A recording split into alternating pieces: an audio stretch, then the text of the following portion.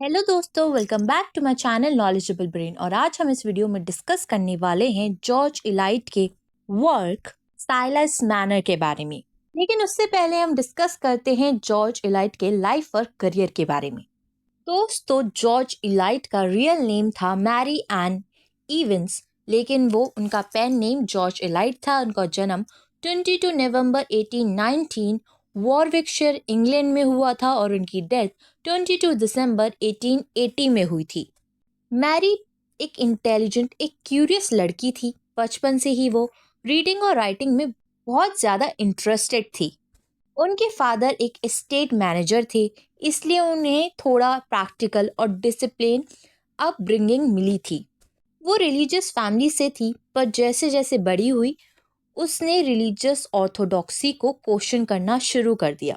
यही rebellious thought बाद में चलकर उनकी राइटिंग में भी दिखा है। दोस्तों, मैरी ने फॉर्मल एजुकेशन जल्दी ख़त्म कर ली थी, लेकिन वो सेल्फ एजुकेटेड थी। उसने अपने आप से फ्रेंच, जर्मन और लैटिन भी सीखी थी। 1840s में वो कन्वेंट्री में शिफ्ट हुई, जहाँ उसका कांटेक्ट इंटेलेक्चुअल थिंकर से हुआ। उन्होंने उसके थॉट्स और बिलीफ को और ज़्यादा लिबरल बनाया। वहाँ उन्होंने ट्रांसलेशन का काम शुरू किया। उन्होंने जर्मन फिलोसोफर ल्यूडविग की the essence of Christianity translate की थी, जो उस टाइम एक बहुत बोल्ड और इंटेलेक्चुअल काम माना गया था। 1849 में जब उसके फादर की डेथ हुई तो मैरी एन लंदन चली गई और द वेस्टमिनिस्टर रिव्यू नाम की लिटरेरी मैगजीन में असिस्टेंट एडिटर बनी। उस टाइम एक और राइटर एडिटर थे जिनका नाम था जॉर्ज हेनरी लुइस, से जिससे उनकी मुलाकात भी हुई और उनके साथ उसने अपनी लाइफ बिताई। दो उनकी मैरिज लीगली पॉसिबल नहीं थी, उनका रिलेशनशिप डीपली इंटेलेक्चुअल और इमोशनल था। दोस्तों, मैरी ने जब फिक्शन लिखना स्टार्ट किया तो उसने अपना नाम जॉर्ज इलाइट रखा। जॉर्ज उसका कंपेनियन था जॉर्ज लुइस, इसलिए उन्होंने अपना नाम में जॉर्ज लगा दिया। इलाइट उन्होंने इसलिए यूज़ किया क्योंकि ये एक रैंडम लिटरेरी सरनेम था जो उसने चूज़ किया था ताकि रीडर्स उसकी राइटिंग को सीरियसली ले लें, क्योंकि उस वक्त पर वुमेन राइटर्स को ज़्यादा इम्पोर्टेंस नहीं मिला करती थी। जॉर्ज इलाइट ने अपनी लाइफ में कई मास्टरपीस लिखे हैं। सब में वो मॉरल डेप्थ, ह्यूमन साइकोलॉजी और रियलिस्टिक डिपिक्शन दिखाया करती थी। 1859 में उन्होंने लिखा था एडम बेड, जो कि उनका फर्स्ट सक्सेसफुल नॉवल था। उसके बाद उन्होंने लिखा था मिल ऑन द फ्लॉस 1860 में, जो कि एक इमोशनल स्टोरी थी ब्रदर सिस्टर बॉन्ड पर। उसके बाद 1861 में उन्होंने लिखा था सिलास मैनर, जो कि रिडेम्पशन और लव की कहानी है, जिसको आज हम इस वीडियो में डिस्कस करने वाले हैं। 1863 में उन्होंने रोमोला लिखा था, जो कि रेनेसेंस फ्लोरेंस पर बेस्ड एक हिस्टोरिकल नॉवल है। 1871 में उन्होंने मिडिल मार्च लिखा था, जो कि सबसे बड़ा और ग्रेटेस्ट नॉवल बन गई। इंग्लिश लिटरेचर का मास्टरपीस माना जाता है। 1876 में उन्होंने डैनियल लिखी थी, जो कि आइडेंटिटी और जूडिज्म के थीम को एक्सप्लोर करती थी। दोस्तों, जॉर्ज इलाइट की नॉवेल्स में रियलिज्म, इमोशन और फिलॉसफी का एक परफेक्ट ब्लेंड मिलता था, जिसमें वो ह्यूमन साइकोलॉजी का डीप स्टडी है, मॉरल स्ट्रगल, इनर कॉन्फ्लिक्ट पे फोकस करती थी, सोशल लाइफ, प्रोविंशियल इंग्लैंड का रियल डिपिक्शन मिलता था। वुमेन कैरेक्टर्स को डेप्थ और डिग्निटी से लिखा गया है, जो कि उस टाइम काफी रेयर बात थी। तो चलिए, अब बिना टाइम वेस्ट करे हम इस स्टोरी को समझते हैं। साइलास मैनर। दोस्तों, सिलास मैनर एक सिंपल और ऑनेस्ट वीवर था जो लेंटन यार्ड नाम के एक छोटे रिलीजियस टाउन में रहता था। वो एक बहुत ईमानदार और भोला इंसान था। सब उसे पसंद करते थे और वो अपने दोस्त विलियम डेन पर सबसे ज्यादा भरोसा करता था। लेकिन एक दिन उसके साथ बहुत बड़ा धोखा हुआ। उसके चर्च के एक मेंबर के पैसे चोरी हो गए और सिलस पर इल्जाम लग गया। विलियम डेन ने चालाकी से सब सबूत सिलेस के खिलाफ बना दिए। चर्च के मेंबर्स ने बिना पूरी सच्चाई जाने उसे गिल्टी डिक्लेयर कर दिया। सिलेस ने खुद को डिफेंड करने की कोशिश की, लेकिन कोई उसकी बात नहीं मान रहा था। ये धोखा उसके लिए तूफान जैसा था। उसका फेथ इन गॉड और ह्यूमंस दोनों टूट गए थे, क्योंकि उसके दोस्त ने ही उस पर इतना बड़ा इल्जाम लगवा दिया चोरी का।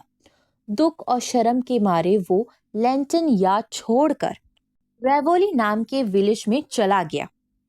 रेवोली के लोग उसके लिए अजीब थे। उन लोगों को वो आउटसाइडर लगता था। सिलेस ने किसी से ज्यादा बात नहीं की, सिर्फ अपने काम में लग गया।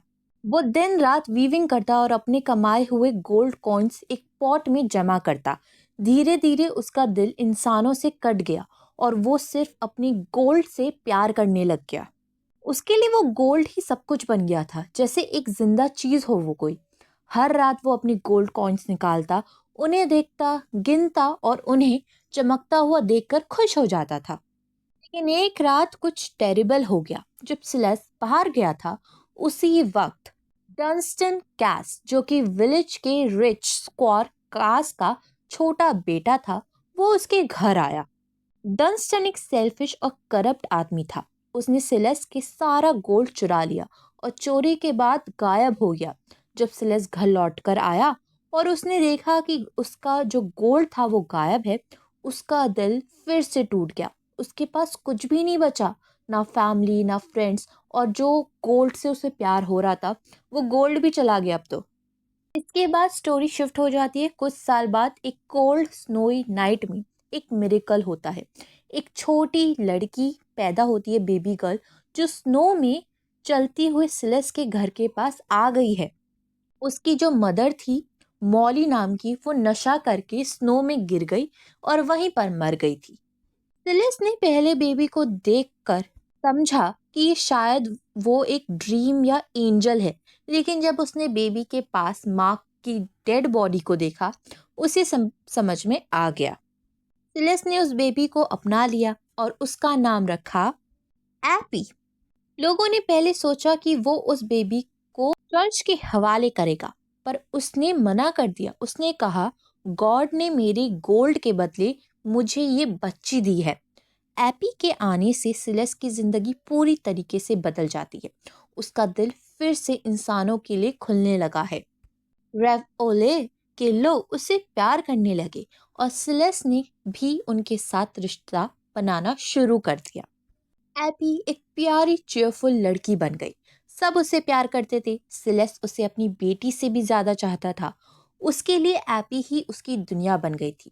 सिलेस अब गोल्ड या पैसा नहीं, सिर्फ एपी के स्माइल में खुशी ढूंढता था। सालों बाद एक दिन एक पुराना वेल, मतलब जो कुआं है, वो साफ किया गया और उसमें से सिलेस का चुराया हुआ गोल्ड मिल गया। तब पता चला कि चोरी डंस्टन कैस ने ही की थी, जो उस रात के बाद से कभी दिखाई नहीं दिया क्योंकि वो गिर कर मर गया था। ये सच सुनकर सिलेस को सुकून मिला। अब दिखाया जाता है कि एपी के बारे में भी एक बड़ा सच सामने आया है। वो एक्चुअली गॉडफ्री कैस की इललिजिमिनेट डॉटर है, जायस बेटी है, यानी कि वो कैस फैमिली से रिलेटेड थी। एपी के माँ बाप मॉली और गॉडफ्री कैस हैं।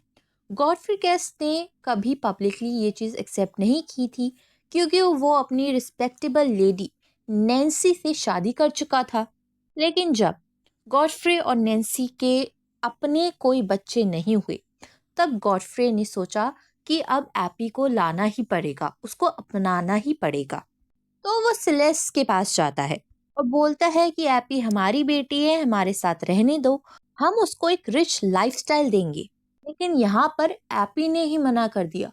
उसने कहा, मैं सिर्फ उन्हीं के साथ रहूंगी जिन्होंने मुझे बचपन से प्यार दिया, जिन्होंने मुझे अपना बनाया। सिलेस मानर मेरे सच्चे पिता हैं। सिलेस की आंखों में आंसू आ गए। उसे लगा जैसे पूरा रिवॉर्ड उसको मिल गया है, उसे दुनिया का सारा सुकून मिल जाता है। एंड में दिखाया जाता है स्टोरी के कि एपी एक सिंपल लड़के एरॉन से शादी करती है। दोनों सिलेस के साथ ही रहते हैं।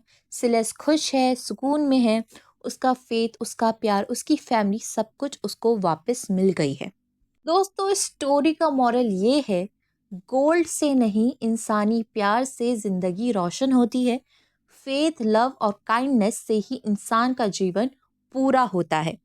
आई होप आपको ये स्टोरी समझ में आ गई हो, और वीडियोस देखने के लिए चैनल को लाइक करें, शेयर करें और सब्सक्राइब करना ना भूलें। अगली बार फिर मिलेंगे एक और नई वीडियो के साथ। Thank you for watching this video.